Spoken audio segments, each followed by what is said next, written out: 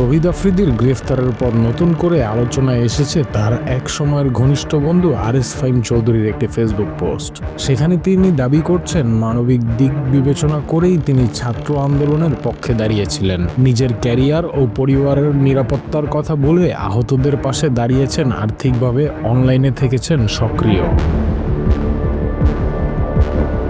কিন্তু সেই ভূমিকার কারণে তাকে পেতে হয় তীব্র মূল্য।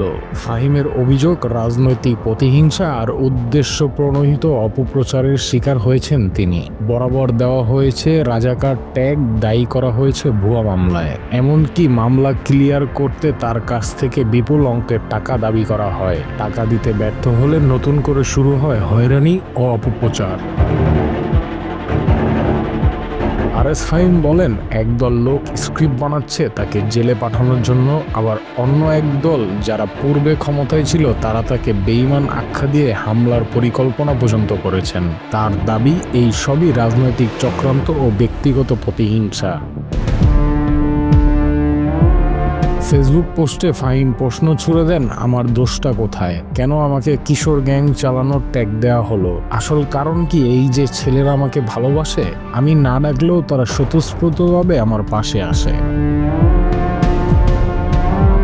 তিনি আরও লিখেছেন, ভবিষ্যতে তার ভাগ্যে কি আছে তা তিনি জানেন না, তবে বিশ্বাস করেন আল্লাহর ইচ্ছা ছাড়া কোনো চক্রান্তই সফল হবে না। ইনশাল্লাহ তিনি হারবেন না, আর সাধারণ মানুষের ভালোবাসা তাকে রক্ষা করবে। তৌহিদ আফ্রিদির গ্রেফতারকে ঘিরে যখন অনলাইন ও অফলাইনে তুমুল আলোচনা চলছে, ঠিক তখনই আরএস ফাহিম চৌধুরী এই বক্তব্য করে নতুন আলোচনার জন্ম দিয়েছেন। অনেকেই প্রশ্ন তুলছেন, ছাত্র আন্দোলনের পক্ষে অবস্থান নেওয়া কি আজ দেশের কিছু তরুণদের জন্য কাল হয়ে দাঁড়িয়েছে? আর ব্যক্তিগত আক্রোশের নামে কি কেউ কেউ অপব্যবহার করছে রাজনীতি ও প্রশাসনিক ক্ষমতা?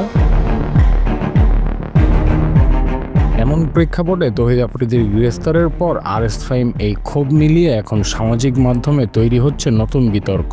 সাধারণ মানুষের মনে প্রশ্ন, আসল সত্যটা কি? আর শেষ পর্যন্ত কারা লাভবান হবে এই রাজনৈতিক অস্থিরতা থেকে?